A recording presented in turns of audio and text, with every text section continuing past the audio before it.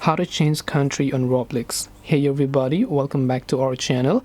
In this video I'm going to guide you through the steps on how you can change your country on Roblox, so make sure to watch the video till the end. Now, to basically change your country on Roblox, all you have to do is remember that this process can only be done once. You can update your country only once on Roblox. So if you've already done this, you can't really do it, but if you haven't, you are lucky. Open up your browser, go to roblox.com and log into your account. Now tap the gear icon located at the top right hand side, then just go to the option called settings, and once you go to that particular option known as settings, you'll be able to see this interface.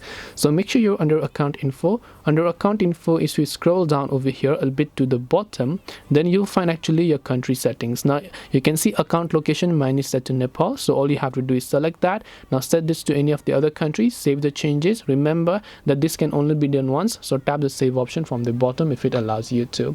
Then that's all it takes to go ahead and then basically change country on Roblox. Hope this video was very helpful. If you have got any more questions, then feel free to also leave them down below. Thank you for watching till the end, and see you soon in the next video.